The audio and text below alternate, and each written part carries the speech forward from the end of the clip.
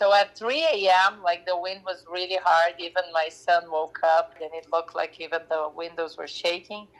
And so that morning we left, but we thought it was just a wind. We left for school, and then our neighbor said, oh, there's no school tomorrow. All the roads are closed, because actually we were without electricity. Then we went like walking to see on the road what was going on, and all the telephone poles were on the floor, like a domino, like all of them. And we were, whoa, like even then the police officer said, come back home, like, because it is dangerous to stay out here. And we had one plumeria tree broke. My concern was the plumeria tree at that moment. And so we decided like to stay home because of the wind, right? And we were like, the house is pretty strong and has rock walls, so we were thinking we were safe there, more like being inside the house than outside the house, right, because of the wind. But then the fire started. We saw the fire, but the fire was really far away, and everybody was saying, oh, the wind is blowing the other direction, so you guys are fine. But then the wind was started to get worse and worse. But I was like feeling peace of staying home. And I was so focused on my renovation that I was finishing to paint a mirror and putting some frames on the wall. I couldn't see. I didn't have a clue what was coming next. And I did a lot of videos because the smoke was really strong and it was coming faster and faster. But everybody around used to say, no, the wind, look, it's going to the ocean, it's going to the ocean. We didn't receive one message like for evacuation or anything like that. So, and my son was, since the afternoon, he was, Mom, I think we should leave. Just in case, I will pack a backpack and leave at the door. And he packed his backpack, but I didn't. And we were until the last minute. No, I think I was just afraid of getting a car and having a tree like this falling the car, and right, we could not be able to escape. But then when it was really close, we said, yeah, we cannot stay here. But when we left the house, like I just grabbed some stuff very fast, and I never thought I would never be back. Like I didn't bring anything. And when we leave, like we try to go to our friend's house that is more on the top of the mountain, and we couldn't find his house, but there was a lot of cars parked in the main street.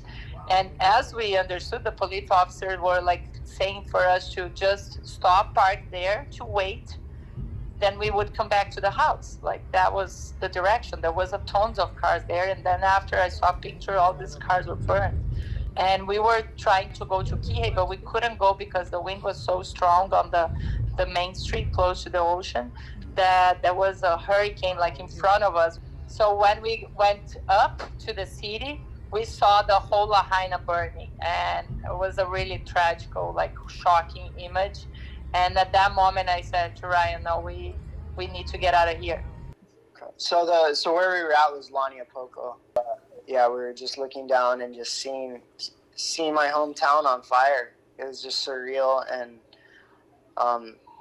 yeah, it's hard to put it in words, like what, that moment, seeing the trauma that my wife was experiencing and my son, and yeah, I mean, it was crazy. Yeah, but even like after, I was, my faith is big, so I was 100% sure that our house would still be there, and that the fire, like, it was crazy because when we left, like, we saw the fire super close, but no one was saying that we had any risk of life. So I was, no, it's not going to come here. And then after we heard that the fire was 1 mile per minute, right, running. So in minutes, like, or an hour, it could be different if we decided to stay, and it's just like, so it's just shocking to see the whole, like, it was like a movie, like trying to escape of a tragedy, that moment that you don't know how it's gonna end the day. Like at one moment in the car, I was like, I don't know if we're gonna survive. I even looked to my son and I said, Kawan, if something happened, because we have a dog, I said, you run for your life. You run after Ryan. You don't wait for me or for Sushi, the dog, because I know that he loves the dog. And I said, just save your life. And I I said that like super emotionally and nervous, but at that moment I said, I don't know if we're going to be together, because it was really scary to be on that car with all that wind and that fire coming. So we didn't know how it would end, and thank God we ended okay. We are well, and that's what matters. But it was kind of a scary movie.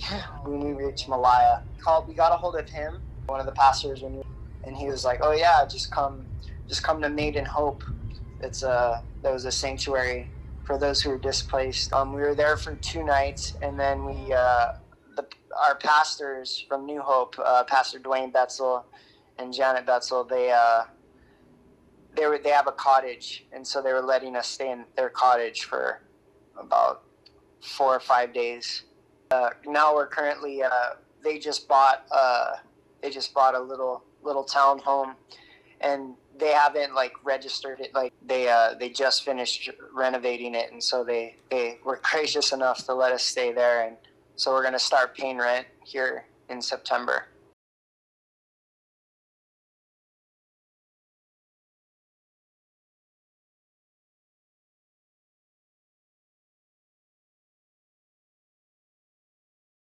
It's just because we just moved here like a couple weeks ago. Like I hate being the guy that asks for money and things like that, but it's just been.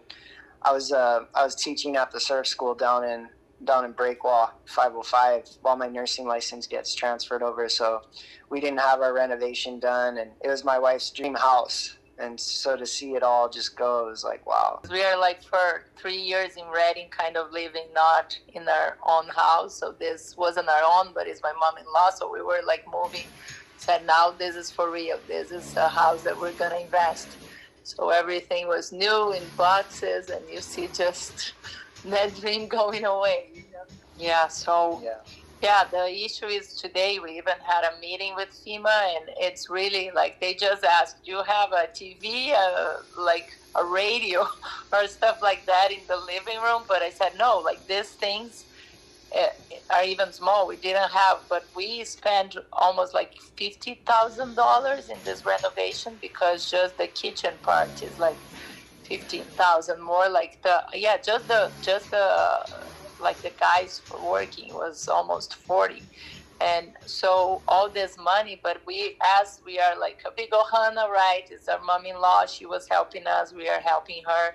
So we don't have anything like a formal thing. And of course the house is hers, but we were doing the renovation because we wanted to let the apartment that we're going to live like better. Oh, yeah. So, but now like they cannot cover this because we are just the people that are renting, so we couldn't. So they were just interested to know if there was TV and radio, and it was like even like a rice cooker. I said the price of a rice cooker, like really, is like $30. Like this is not even. But what I spent, it was like a new bathtub, new tiles, like new cabinets, all appliances. So all this, not sure that we will recover that.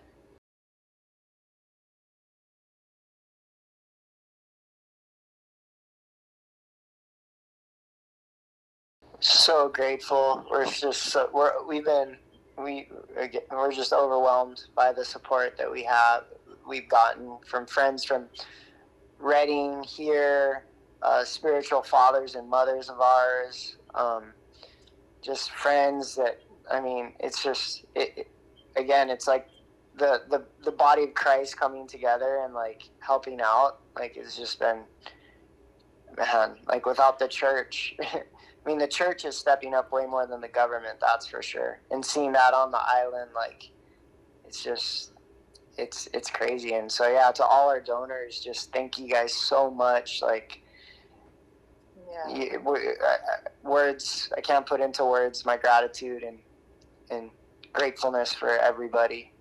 Yeah, we really see how community, and that's the moment that we see the love of God on people, right? Because we really see community like helping each other. And even here, like churches that are like giving free, like we got backpacks with clothes, with like good clothes, like new things. And they're really being like, everybody's helping a lot. And so, yeah, we're really thankful of having like friends and community. But yeah, it's a lifetime to rebuild, but God rebuilds and restores. Mhm.